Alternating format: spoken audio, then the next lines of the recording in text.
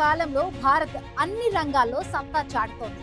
అత్యాధునిక టెక్నాలజీని అందిపుచ్చుకొని భారత్ కూడా అగ్రదేశాలకు పోటీగా నిలబడుతోంది.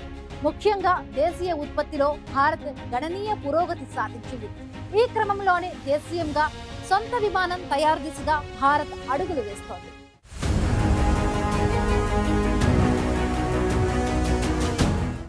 గత కొంతకాలంగా భారత్ అన్ని రంగాల్లో సత్తా చాటుతోంది. మేక్ ఇన్ ఇండియాలో భారత్ గణనీయ పురోగతి సాధించింది.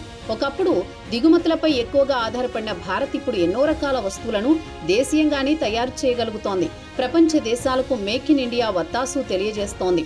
కానీ దేశీయంగా విమానాల తయారీ భారత్కు ఇప్పటి వరకు సాధ్యం కాలేదు. విమానాల తయారీలో అమెరికాకు చెందిన బోయింగ్, యూరప్కు చెందిన ఎయిర్ బస్ ప్రపంచంలోని అగ్రగామి సంస్థలుగా కొనసాగుతున్నాయి. దాదాపు 90% మార్కెట్ వాటా ఈ రెండు సంస్థలదే అంటే అతిశయోక్తి లేదు. ఇక బ్రెజిల్కు చెందిన ఎంబ్రాయర్ కూడా కొంతమేర మార్కెట్ను పొందింది. భారత్ పొరుగు దేశమైన చైనా కూడా గత ఏడాది సొంత విమానాన్ని ఆవిష్కరించింది.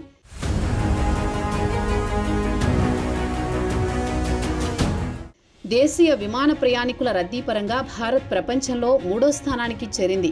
ఈ క్రమంలోనే భారత్ నుంచి 1200 కొత్త విమానాలకు ఆర్డర్లు వెళ్లాయి. రాబోయే 20 ఏళ్లలో మన దేశంలో పెరిగే రద్దీకి 2200 కొత్త విమానాలు అవసరమనే అంచనాలు ఉన్నాయి.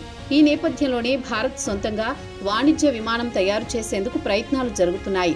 టాటాలు తయారు చేస్తున్న H-125 హెలికాప్టర్ ఈ ప్రక్రియలో భాగంగానే చూడొచ్చు. ఎయిర్ బస్ తో కలిసి టాటా అడ్వాన్స్డ్ సిస్టమ్స్ కర్ణాటకలోని కోలార్ వద్ద H-125 హెలికాప్టర్లకు ఫైనల్ అసెంబ్లీ లైన్ ను ఏర్పాటు చేస్తోంది. ఇప్పటి వరకు వీటి తయారీ ఫ్రాన్స్, అమెరికా, బ్రెజిల్లోనే జరుగుతూ ఉండగా ఇప్పుడు 4వ దేశంగా భారత్ నిలవనుంది. ఈ హెలికాప్టర్లను ప్రయాణికులు రవాణా, అత్యవసర లేదా వైద్య సేవలకు కూడా వినియోగించవచ్చు. ఇంతకు ముందు మిలిటరీ అవసరాల కోసం గుజరాత్లో హెలికాప్టర్ ప్లాంట్లను ఈ సంస్థలే నెలకొల్పాయి.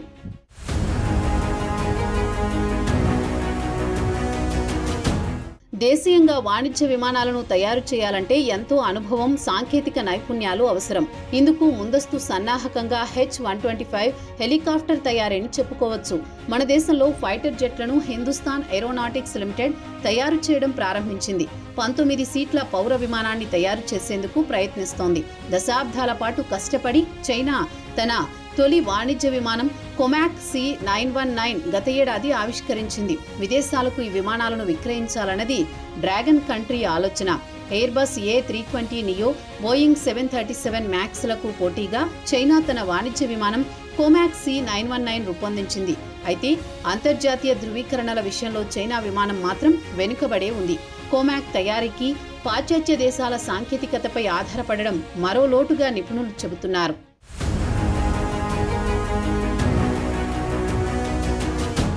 చైనా విమానం తయారీ కోసం దశాబ్దాల క్రితం ప్రయత్నాలు మొదలుపెట్టింది. ఎట్టకేలకు చైనా తన తొలి వాణిజ్య విమానం గత ఏడాది ఆవిష్కరించింది. విమానం తయారీకి చైనాకే అంత సమయం పడితే భారత్కు ఎన్నేళ్లు పడుతుందనేది మనం ఊహించుకోవచ్చు.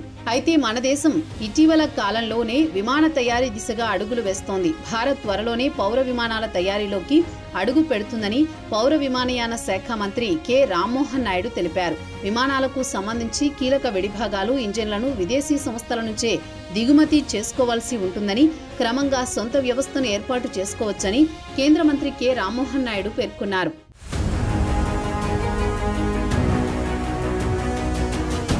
వాస్తవానికి దేశీయంగా వాణిజ్య విమాన తయారీ అత్యంత సంక్లిష్ట అంశమే. అయితే బోయింగ్, ఎయిర్ బస్ సంస్థలు ఇప్పటికే మన దేశంలో పరిశోధన, సాంకేతికత, అభివృద్ధి కేంద్రాలను ఏర్పాటు చేయడం భారత్కు కలిసి వచ్చే అంశం.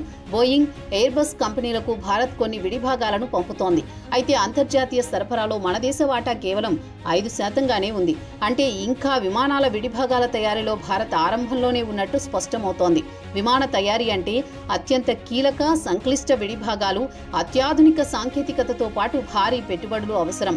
2008 నుంచి 2020 మధ్య చైనా తన C919 అభివృద్ధికి $49 నుంచి $72 బిలియన్ పెట్టుబడులు పెట్టిందని ఒక అంచనా. అయితే ఎంత సమకూర్చుకున్నా అంతర్జాతీయ దిగ్గజాలతో సానుకూల భాగస్వామ్యం ఉంటేనే దేశీయంగా వాణిజ్య విమానాల తయారీ కళ నెరవేరుతుంది.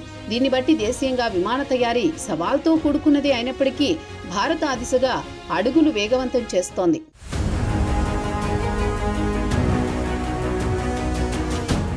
అమెరికా, యూరప్, బ్రెజిల్, చైనాలు మాత్రమే సొంతంగా విమానాలను తయారు చేయగా భారత్ కూడా దేశీయంగా విమాన తయారీకి ప్రయత్నాలు ముమ్మరం చేస్తోంది. అయితే విమాన తయారీ అంటే అంత సులువు కాదు. అందుకే భారత విమాన తయారీ కంటే ముందస్తు సన్నాహకంగా H-125 హెలికాప్టర్ తయారు చేస్తోంది.